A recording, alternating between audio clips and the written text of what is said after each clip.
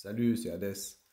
Bienvenue dans cette nouvelle vidéo où l'on va parler d'un événement potentiellement historique, dont peu de gens mesurent encore la portée, la réévaluation de l'or. Un scénario que certains disent inévitable et qui pourrait bouleverser les bases du système monétaire mondial. On va prendre le temps d'expliquer ce que cela signifie, pourquoi cela pourrait arriver, quelles forces géopolitiques et économiques l'entourent, et surtout ce que cela impliquerait pour le citoyen lambda, pour les banques, pour les États et pour vous, si vous détenez ou non de l'or physique. Qu'est-ce que la réévaluation de l'or? Réévaluer l'or, ce n'est pas seulement constater que son prix monte, c'est changer délibérément sa valeur de référence, souvent par une autorité monétaire, comme une banque centrale ou un consortium d'États. Historiquement, l'or a toujours été un repère monétaire. Sous l'étalon or, chaque billet représentait une quantité d'or. Quand Nixon met fin à la convertibilité dollar-or en 1971, on sort officiellement de ce système. Mais le rôle de l'or ne s'éteint pas pour autant. Il devient réserve stratégique, actif anti-crise, ancrage de confiance. La réévaluation signifie donc attribuer à l'or une nouvelle valeur de référence, et en général très supérieure à celle actuelle, afin de restaurer l'équilibre entre les actifs financiers fictifs et la richesse réelle. Mais alors pourquoi parler de réévaluation aujourd'hui? On est en 2025, le système financier mondial est saturé de dettes. Les banques centrales ont imprimé des milliers de milliards de dollars, d'euros, de yens et autres devises. Les taux d'intérêt réels sont négatifs et la confiance dans les monnaies fiduciaires s'effrite. L'or, lui, est resté constant.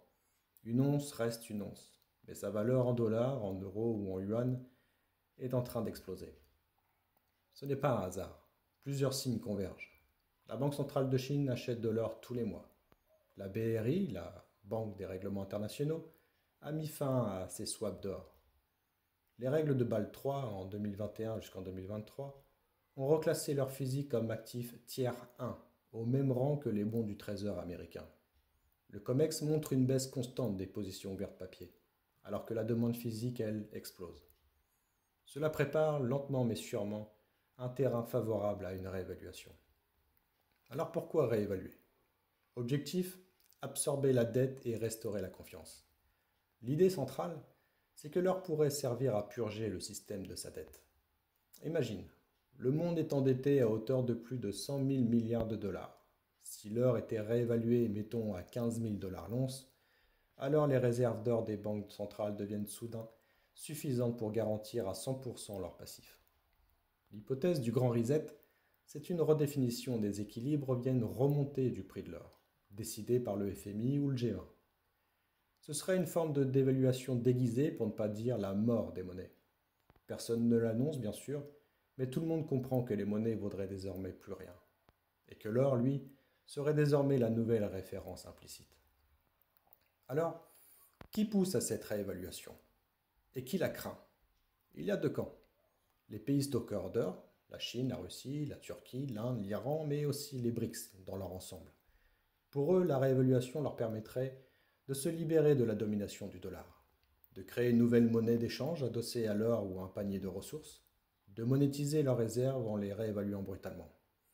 En revanche, les pays endettés en dollars, Occident, Japon, etc., ils craignent cette réévaluation car elle expose la faiblesse de leur monnaie. Mais paradoxalement, ils pourraient l'accepter en dernier recours pour éponger leurs dettes. Pour information, le vrai prix de l'or n'est pas encore officiellement reconnu. Et quelles seraient les conséquences concrètes? Pour les monnaies, dévaluation globale. Le pouvoir d'achat des monnaies baisserait fortement face à l'or, mais aussi face aux biens réels. Pour les banques centrales, elles regagneraient en crédibilité. Les bilans seraient renforcés, notamment pour celles qui détiennent de grosses réserves. Pour les particuliers, ceux qui détiennent de l'or physique verraient leur patrimoine multiplié par 3, 5 ou même 10. Leurs autres verraient leur épargne monétaire érosée ou dévaluée. Les dettes pourraient être plus faciles à rembourser en monnaie affaiblie. Pour les marchés, effondrement des obligations, volatilité sur les actions, montée en flèche des minières aurifères, effondrement potentiel de la confiance dans les stablecoins adossés à du vent. Mais alors, est-ce inévitable? Non, ce n'est pas une prophétie, c'est une option stratégique. Mais plus les tensions monétaires, géopolitiques et énergétiques augmentent, plus cette option semble tentante pour les puissances émergentes. La question n'est pas si l'or sera réévalué, La question est qui en profitera quand ça arrivera? En conclusion, la réévaluation de l'heure ne serait pas un retour du passé, mais une reconnaissance du réel. Une tentative de ramener un peu de gravité dans un monde monétaire devenu complètement hors sol. Et peut-être que dans 10 ans, on regardera les prix de l'or de 2025 comme une anomalie, une aberration, comme on regarde aujourd'hui un loyer parisien de 1970. Alors posez-vous la question, possédez-vous quelque chose de réel ou bien juste des promesses?